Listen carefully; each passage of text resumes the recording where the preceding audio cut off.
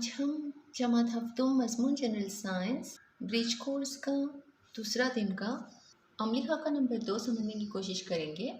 अगर आपको हमारा वीडियो पसंद आए तो इसे लाइक शेयर और सब्सक्राइब ज़रूर करना और बेल आइकॉन को ज़रूर दबाना ताकि अगले वीडियोस की नोटिफिकेशंस आपको मिलती रहे। तो चलिए शुरू करते हैं। दूसरे दिन के अमली खाके में आप लोगों को इसे समझना होगा और हल करना होगा। आइए समझें ज़मीन की तह, मिट्टी के अज्जा और ह्यूमस मिट्टी, इन्हें हमें समझना होगा। और इसके लिए हवाला है छठी जमात सबक नंबर 1 कुदरती वसाइल हवा पानी और ज़मीन। मुतवक्का सलाहियतें हैं, माहौल के तहफ़्फ़ुज़ के लिए कोशिश करता है, जैसे ग़िज़ा की बर्बादी को कम से कम करना, पानी और बिजली के बेजा इस्तेमाल को कम करने पर ज़ोर, बारिश के पानी की ज़ख़ीरा अंदोज़ी, नबातात की देखभाल, शजरकारी करता है, बेदार रहता है वगैरह। आइए ज़हन नशीन करें कुर्रे आस पर जानदारों की बका और इनकी बुनियादी ज़रूरतें पूरी करने के लिए हवा, पानी और ज़मीन जैसे अज्जा हैं। इन्हें कुदरती वसाइल कहते हैं। ज़मीन, पानी और हवा को बितरतीब हिजरी कुर्रा, आबी कुर्रा और फ़िज़ाई कुर्रा कहते हैं। आप लोग इन सारी चीज़ों को मेरे पहले वीडियो के ज़रिए से समझ सकते हैं। इससे पहले भी मैं इस टॉपिक पर वीडियो बना चुकी हूँ, उसकी लिंक मैं आप लोगों को डिस्क्रिप्शन में दे दूँगी।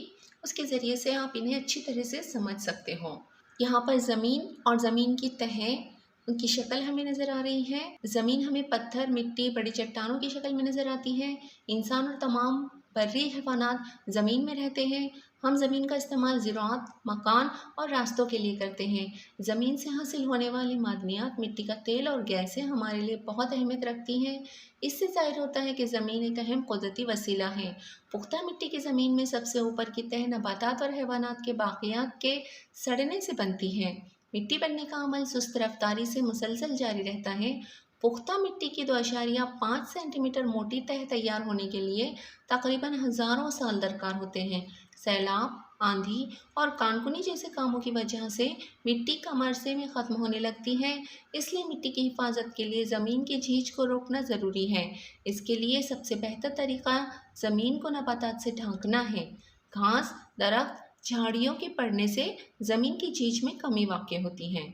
यहाँ पर हमें इस शक्ल में ज़मीन की तहें नज़र आ रही हैं। सबसे पहली जो तह होती है ज़मीन की, नीचे वाली, वो चट्टान की होती है। उसके ऊपर वाली तह मिट्टी की तह और कंकर, उससे ऊपर गैर पुख्ता मिट्टी, उससे ऊपर ह्यूमस की तह होती है और सबसे ऊपरी जो तह जो हमें नज़र आती है वो रकाज़ी मिट्टी होती है। अब अगला है प्लास्टिक की शफ़ाफ बोतल। एक मुट्ठी मिट्टी, कुछ पत्थर, कंकर, रेत, सूखे पत्ते और पानी लीजिए। बोतल का ऊपर का हिस्सा काटिए। नीचे के हिस्से में मंदरजा पाला तमाम चीज़ें डालकर पानी डालिए, जैसे यहाँ पर शक्ल में नज़र आ रहा है। इसके बाद उस आमेज़े को अच्छी तरह हिलाकर रख दीजिए। दूसरे दिन उसका मुशाहिदा कीजिए और जवाब दीजिए। बोतल का आमेज़ा कैसा नज़र आ रहा है? तो उस बोतल में हमें अलग अलग तहें नज़र आएंगी। क्या इसमें तहें नज़र आ रही है? उसका जवाब होगा जी हाँ। और ऊपर से नीचे तक तहों में क्या क्या नज़र आता है?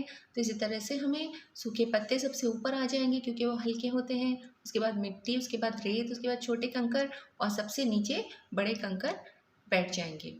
खुर्दबीनी जानदारों के ज़रिए मुर्दा नबातात और हैवानात के जिस्म का तज्ज़िया होकर, यानी उनके सड़ने गलने से मिट्टी पर जो तह तैयार होती है उसे ह्यूमस कहते हैं। ह्यूमस ज़मीन को ज़रख़ेज़ बनाती है। ज़मीन में हवा के गुजरने और मिट्टी में पानी रोक कर रखने में ह्यूमस अहमियत रखती है। अच्छी ज़रख़ेज़ ज़मीन में ऊपर की तह में ह्यूमस का तनासुब तकरीबन 30% से 50% होता है। मश्क करते हैं। सवाल नंबर 1, मंदरजा झील जुमले सही करके लिखिए। अलिफ, पुख्ता मिट्टी की 2.5 सेंटीमीटर मोटी तह तैयार होने के लिए तकरीबन 1000 साल दरकार होते हैं। वैसे तो लगभग ये जुमला सही है, ज़्यादा गलती नहीं है इसमें, लेकिन फिर भी मैंने इसको दुरुस्त करके इस तरह लिखा हुआ है। पुख्ता मिट्टी की 2.5 सेंटीमीटर मोटी तह तैयार होने के लिए तकरीबन हज़ारों साल दरकार होते हैं। बे, मिट्टी और ज़मीन एक ही है, तो इसका जवाब लिखना होगा मिट्टी और ज़मीन ये अलग अलग हैं, क्योंकि ज़मीन जो है ये कुदरती वसीला है और ज़मीन पर मिट्टी कुदरती अमल के ज़रिए तैयार होती है। सवाल नंबर 2, मिट्टी कम अरसे में ख़त्म ना हो इसलिए तदाबीर बताइए। तो इसका जवाब इस तरह लिखना होगा, सैलाब, आंधी और कानकुनी जैसे कामों की वजह से मिट्टी कम अरसे में ख़त्म होने लगती है। इसके लिए दर्जसील तदाबीर करनी चाहिए। नंबर 1, मिट्टी की हिफाजत के लिए ज़मीन की झीज को रोकना ज़रूरी है। नंबर 2, इसके लिए सबसे बेहतर तरीका ज़मीन को नबातात से ढकना है। नंबर 3, घास, दरख्त, झाड़ियों को बढ़ाने से ज़मीन की छींच में कमी वाक़ई होती है और मिट्टी की हिफाजत होती है। सवाल नंबर 3, मिट्टी में मौजूद खुर्दबीनी जानदार ख़त्म हो गए तो क्या होगा? तो इसका जवाब है, खुर्दबीनी जानदारों के ज़रिए मुर्दा नबातात और हैवानात के जिस्म का तज्ज़िया होता है। इनके सड़ने से मिट्टी की तह तैयार होती है, इसे ह्यूमस कहते हैं। ह्यूमस तह ज़मीन को ज़रख़ेज़ बनाती है। ज़मीन में हवा का गुज़र होना और मिट्टी में पानी को रोक कर रखना उसी वक्त मुमकिन है जब ज़मीन में ह्यूमस मौजूद हो। अगर खुर्दबीनी जानदार नहीं होंगे तो ह्यूमस तह नहीं तैयार होगी, मुर्दा नबातात और हैवानात के जिस्म का तज्ज़िया नहीं होगा तो ज़मीन पर हर जगह उनके सड़े गले बाक़ियात नज़र आएंगे और हर तरफ कचरे का ढेर लग जाएगा। इस तरह ज़िंदगी दुश्वार हो जाएगी। सवाल नंबर 4 है, नबातात की हिफाजत और शजरकारी के लिए आप और आपके दोस्त क्या करोगे? तो ये जो सवाल है ये आज़ादाना जवाब वाला सवाल है, लेकिन फिर भी मिसाल के तौर पर मैंने यहाँ पर एक जवाब लिखा हुआ है, आप इससे अलग भी जवाब लिख सकते हो। तो इसका जवाब देख लेते हैं। हम और हमारे दोस्त मिलकर सबसे पहले शजरकारी करेंगे, पौधों की देखभाल करेंगे, रोज़ाना पौधों को पानी डालेंगे, पेड़ों को ना खुद काटेंगे और ना ही किसी को काटने देंगे। कहीं सैर को जाएं या बाग में जाएं, पौधों को कोई नुकसान नहीं पहुंचाएंगे। हर तरह से उनकी हिफाजत करेंगे क्योंकि पेड़ हमारे दोस्त हैं और उनसे हमें ऑक्सीजन मिलती है, फल, फूल और साया भी मिलता है। इसलिए हम हमेशा नबातात की हिफाजत और शजरकारी करेंगे। तो उम्मीद है आप लोगों को ये सारी मश्क समझ में आ गई होंगी। अगली वीडियो में फिर मिलते हैं। अल्लाह हाफिज़।